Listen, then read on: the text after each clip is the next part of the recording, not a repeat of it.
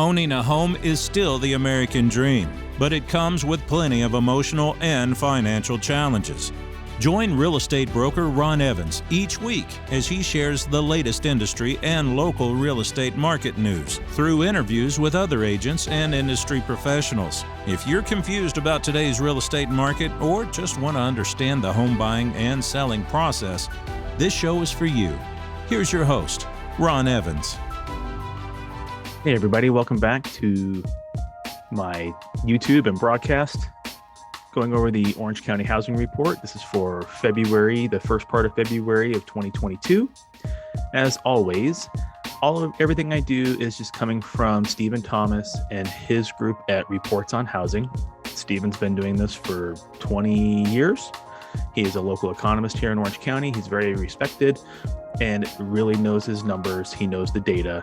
He crunches it, gives us a report every other week, and I try to go through that, add some extra information or my own personal insights, and then let you guys make some decisions and ask questions. This week I'm doing a little bit different. Usually I have things on multiple screens going over here and I'm looking all over the place. This week I decided to do something different and I printed up the report, good old-fashioned paper, and we're going to go old school news style here. This week he titles it Going, Gone.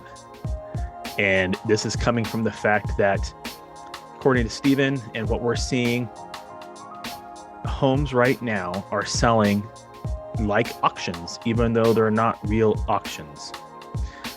And what do we mean by that? He writes, when a record low number of available homes is matched with fierce pent-up demand, it results in an auction where homes sell immediately and for more than their asking prices. This is exactly what we are seeing and what we have been seeing for several months now in Orange County, and honestly, you're probably seeing it all over the country. What happens is someone puts a home on the market, especially since probably June or so of 2021, put a home on the market, and within hours or days, you're not just getting multiple offers. It's like chum to the water for sharks circling to buy that home. That's what the market has been like. You list a home based on a previous comp, previous pending or sold that's, let's say $900,000. So you come in and you list right at $900,000. Immediately you're getting offers for 10% over that, 15% over that, maybe even more immediately.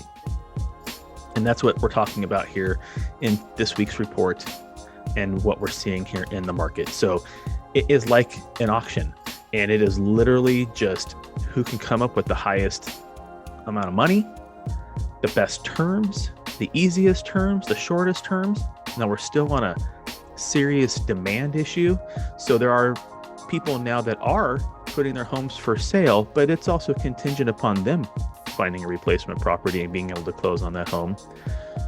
And that adds an extra little wrench in the wheel there. But you have to get really creative as a buyer, maybe offer rent back free for a certain amount of time or paid for a certain amount of time. I've seen people offering as much as 6 months to allow the seller to stay in their home just so the buyer can secure their future home. But let's go through some actual numbers. Oh, but before I do, he has one really good quote in here or paragraph about sellers as a warning to sellers that just because it's an auction-like atmosphere, you still have to understand pricing. And if your agent isn't talking to you about this type of thing, or you don't have an agent, or you're still trying to think if you want to sell, give me a call and I'll go over this in more detail. But basically he's got this, a warning to sellers. Carefully pricing a home is crucial to obtaining the best outcome regarding price and terms. So regardless of the feeding frenzy of buyers out there, it is still crucial to price your home properly.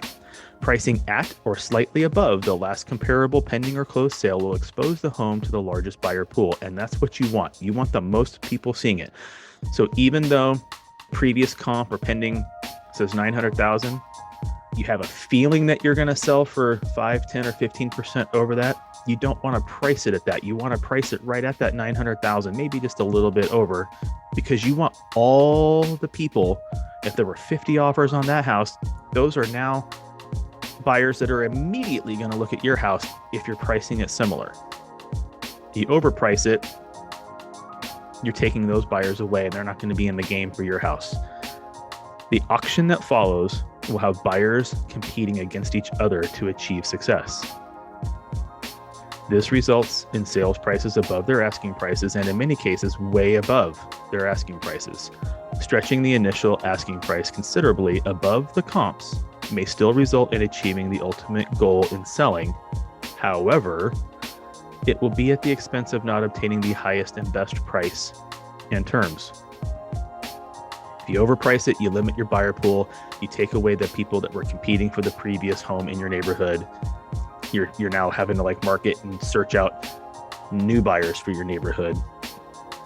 And that may or may not give you the best results. You'll probably still sell your home, just may or may not give you the best results. So as always, this is how I format this. I've tried to really trim these videos down over the last couple of months. I no longer go through the whole report and just regurgitate everything. I hit some key points and then we go right to the summary. He's got a great summary page where he just puts everything out in bullet points. And that's what I like to talk about most because it is the most applicable. Keep an eye out for when I add a chart or a graph above as well. All right, Orange County housing summary. And again, this is all of Orange County as a general summary. I do have access to individual cities. If you would like more detailed information, just let me know. The active listing inventory increased by 190 homes over the last couple of weeks, up 18%. This is great, and now totals at 1,270 homes. Its lowest level for this time of the year since tracking began 18 years ago. However, remember when we started January 1st, we had 954 homes on the market. So we've added 300 homes to our current inventory. In January, there were 20% fewer homes that came on the market compared to the 3-year average prior to COVID, 617 fewer. Last year, we had 2,493 homes on the market this time. 1,223 additional homes, or 96% more. Basically, we had double the amount of homes at the beginning of February 2021 than we do today. Let's talk about demand. Overall demand, which is the number of pending sales over the prior month, surged by 257 pending sales in the past 2 weeks, which is also up 18% and now totals 1,683.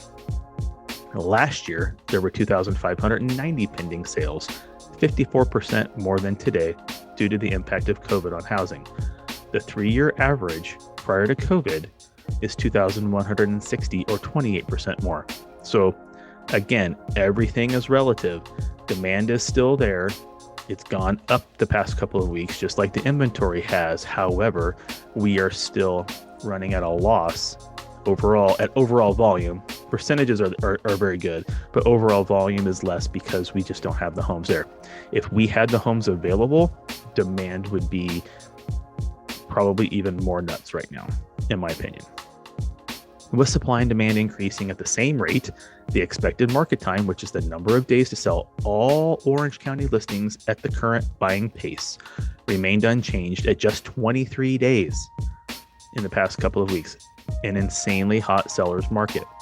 It was 29 days last year, so similar to today. Now keep in mind, that's 23 days across all price points that we're going to talk about. Lower price, first-time home buyer price points, move-up price points, and luxury price points. 23 days if you average the whole thing out. Now let's talk about some specifics when it comes to average days on market.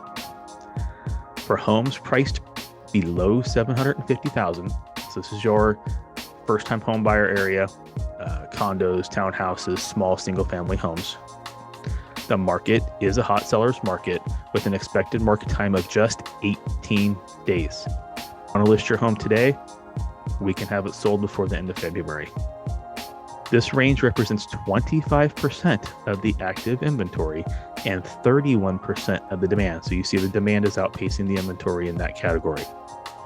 For homes priced between $750,000 and $1 million, so it's our first move-up category, the expected market time is 16 days. also a hot seller's market. This range represents 19% of the active inventory and 26% of the demand. So if you look, homes below $1 million currently represents almost 45% of our active inventory. So there are still homes available under $1 million in Orange County. But on the flip side, the demand is just crushing it right now.